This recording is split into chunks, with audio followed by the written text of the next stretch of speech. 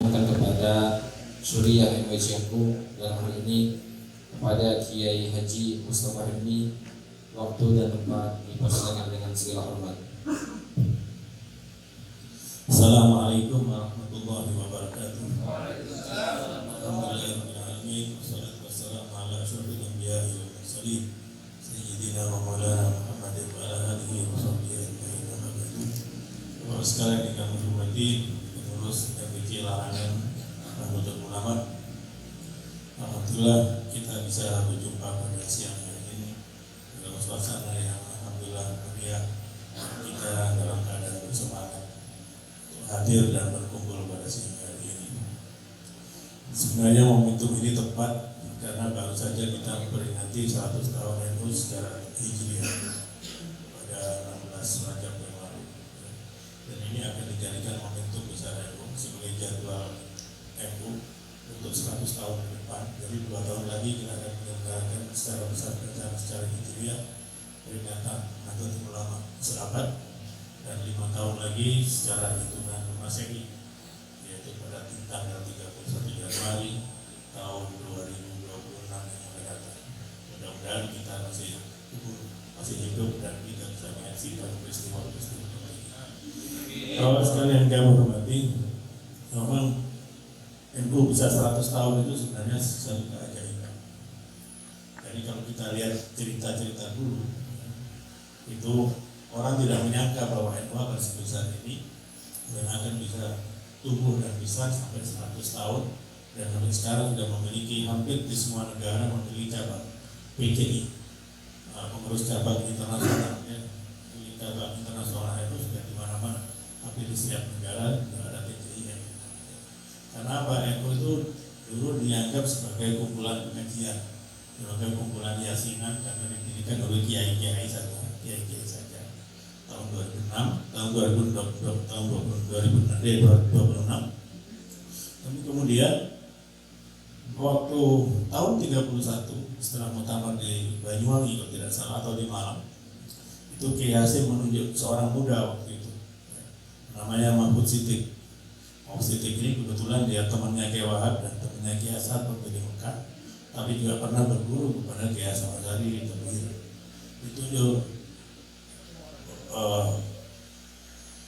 Mahfud Siddiq ditunjuk untuk menjadi, ditunjuk itu bukan berarti ditunjuk oleh Kiai Hasyim tapi tidak dipilih oleh muktamar, tapi itu dipilih muktamar. Jadi Kiai Hasyim menyodorkan, kemudian dipilih oleh muktamar, disetujui oleh muktamar bahwa NU dipimpin oleh seorang muda waktu itu namanya Mahfud Siddiq. Dan betul, dan penampilan NU waktu itu agak unik sebenarnya, karena jika pemimpin sebelumnya itu tampil dengan surban dan jubah, atau pakai sarung tapi jubah dan surban dan pakai jas, tapi Kiai Mahfud Siddiq ini tampil justru mengenakan dasi, ya, tanpa peci, ya, dan pakai jas. Dan beliau ini selalu datang kemana-mana untuk menyampaikan tentang misi NU waktu itu. Jadi pede karena beliau ini mengenakan baju yang sesuai dengan selera dengan zamannya waktu itu. Dan sejak itu berkembang. Ada 3 hal sebenarnya yang dikemukakan oleh Kiai Mahfud Siddiq yang sekarang ini juga menjadi program BPNU. Yang pertama adalah pemantapan ideologi, ya, visi misi. Itu sekarang sudah kuat sekali, ya. Jadi pemantapan tentang akidah aswaja itu sekarang sudah menjadi sangat kuat dan sudah tidak bisa dibantah lagi kekuatan itu, ya, menjadi suatu kebenaran, ya, kebenaran dari versi kita. Walaupun kita juga menghargai kebenaran versi orang lain, ya. Karena apa? Karena juga kebenaran itu juga yang milu kotor kata Imam Syafi'i.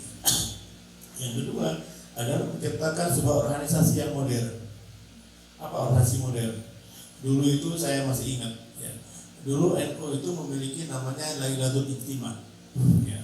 Setiap bulan itu mesti berkumpul seperti ini pada malam, biasanya dipilih malam Jumat, dibacakan Yasin, dibacakan Istighotsah atau Ratib Adat, dan kemudian ada perkembangan apa disampaikan pada saat itu, dan kemudian ada semacam tausiah dari seorang ulama. Itu dulu ada itu. Sampai dulu itu ada sebuah medianya namanya yaitu Ijtima NU dulu, yaitu Ijtima NU. Nah itu ijtima ini dulu dijadikan sebagai sarana untuk menghidupkan organisasi. Sebagai organisasi NU itu sebagai menjadi organisasi modern. Ya. Ada sebuah organisasi besar yang namanya Lions Club. Ya. Lions Club itu sebenarnya hampir meniru dengan apa yang dilakukan oleh NU dan negara Rakyat Ultima itu. Mereka membuat pertemuan bulanan, dan satu hal yang sangat penting yang menjadi warna NU itu, kalau ada warga NU misalnya Ustadz Suphan jalan-jalan ke Cirebon misalnya, itu Ustadz Suphan itu dianjurkan untuk datang ke cabang Cirebon untuk bertamu kepada NU Cirebon dan kemudian menjalin silaturahmi dan menggali hal-hal tertentu yang penting di situ untuk bisa dikembangkan yang ada. Itu perlu dikembangkan di NU. Jadi kalau misalnya kita datang ke mana pun, kita mesti mencari cabang NU. Di mana cabang NU ada, dan kita bersilaturahmi di situ. Dan ini konsep ini dipakai oleh Lions Club. Lions Club itu begitu. Lions Club itu kalau datang ke Surabaya, dia tidak boleh menginap di hotel dulu sebelum dia mencari cabang Lions Club. Jadi meniru cara NU. Jadi NU itu menjadi organisasi modern sebenarnya sudah mulai tahun 31 itu. Bagaimana dia pertama membenahi administrasi. Jadi organisasi modern itu dicirikan dengan pembenahan administrasi. Yang kedua, punya kantor. Nah, ini penting ini ya. Jangan kantor itu numpang di rumah ketua, itu tidak baik karena akan mengganggu keluarga ketua. Ya, kan? Tidak mungkin kita tengah hari, tengah malam tiba-tiba tutup pintu kan ada surat yang perlu ditandatangani akan dibuat dan sebagainya, harus mengganggu Pak Ketua misalnya. Itu harus punya kantor. Walaupun itu apakah secara kontrak atau dan sebagainya, tapi harus ada tempat permanen sebagai kantor. Nah, itu organisasi modern. Yang kedua tadi ada administrasi yang rapi, ya. Yang ketiga adanya pengurus dan anggota. Tidak mungkin kalau organisasi hanya ketua saja dan sekretaris hanya 2 orang. Itu namanya Pak?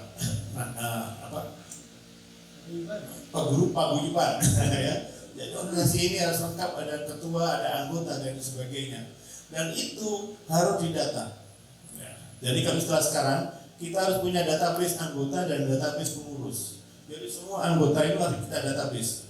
Kelahiran di mana, pendidikannya apa, hobinya apa, pekerjaannya apa. Dan ini nanti akan menyambung pada apa? Pada lingkaran-lingkaran ekonomi nanti. Kalau saya butuh tukang, kita cari. Oh, database ada ternyata tukang NU, kita cari tukang NU. Misalnya gitu kan. Jadi kan wal aqrabun aula bil ma'ruf itu kita jalankan. Ya. Jadi orang dekat ini perlu mendapatkan hak kebaikan itu kita lakukan melalui itu. Ada teman kita misalnya bisa mijet, nah kita tidak perlu cari tukang mijet lain. Cari mijet tukang NU dari NU.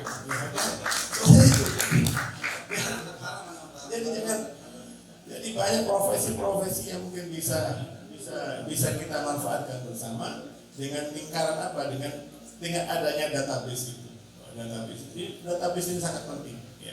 Dan ini akan menumbuhkan tidak hanya solidaritas, tapi juga akan menumbuhkan kekuatan di NU. Ya. Jadi yang pertama itu kita perlu kantor, yang kedua ada pembenahan administrasi, yang ketiga tentang database anggota dan database anggota dan pengurus. Ini juga penting. Yang keempat itu apa? Itu ditanyakan dengan adanya komunikasi. Ya. Jadi waktu tahun 27 NU berdiri setahun itu sudah mulai media namanya Suara NU, tapi ditulis dalam bahasa Arab Melayu, Arab Jawa, bahasanya juga bahasa Jawa. Jadi beredarnya hanya di sekitar Jawa Tengah dan Jawa Timur. Orang Jawa Barat tidak paham karena bahasa Jawa. Ketika Mahfud Siddiq menjadi ketua, memang nama Hufbestur NU, ya, Hufbestur itu pengurus besar NU itu pertama kali diresmikan pada Muktamar 31 waktu memiliki Mahfud Siddiq itu tahun 31. Istilah pengurus besar Nahdlatul Ulama itu baru muncul tahun 31.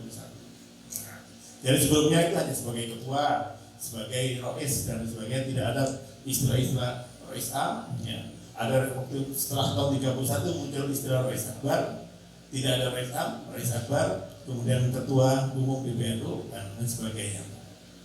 Waktu itu muslimat juga belum ada tahun 31, muslimat tahun 36 baru muncul.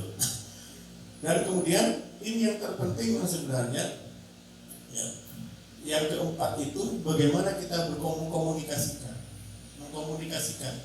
Jadi Lailatul Ijtima itu salah satu hak untuk berkomunikasi di antara warga itu dengan pengurusnya. Apa yang diinginkan oleh warga disampaikan di situ, kemudian disampaikan ke atas dan sebagainya. Ya. Itulah kemudian ketika Kiai Mahfud Siddiq tahun 31 dia mencoba memberanikan diri dengan percaya diri, dia menerbitkan majalah namanya Berita NU dalam bahasa Indonesia dan huruf Latin. Nah, itu huruf Latin. Pada tahun 31 waktu itu konon ada yang tidak setuju, karena ulama tidak setuju. Jangan pakai huruf Latin, itu huruf Belanda. Huruf Belanda. Ada yang tidak setuju seperti itu.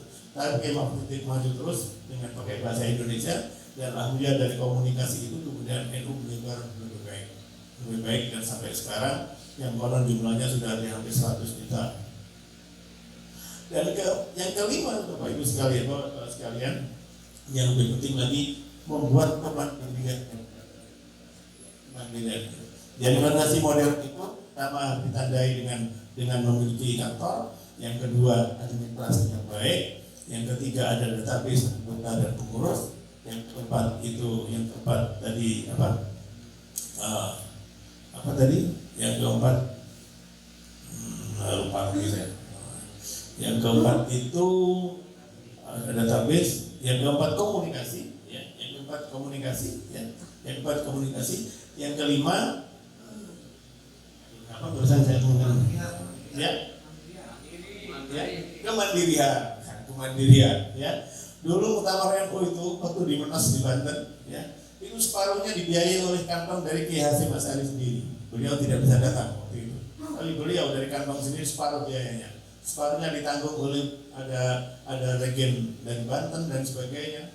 Kiai-kiai Banten itu urunan untuk menyelenggarakan muktamar itu sama sekali tidak pernah minta bantuan. Nah, karena itu semangat 100 tahun NU ini akan dimulai nanti dengan muktamar di Lampung, itu sama sekali tidak minta bantuan, tapi dengan cara apa? Dengan koin NU.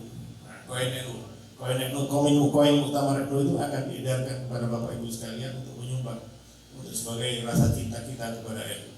Jadi itu kemandirian itu, tidak ada lagi proposal dan sebagainya dengan nama kemandirian itu.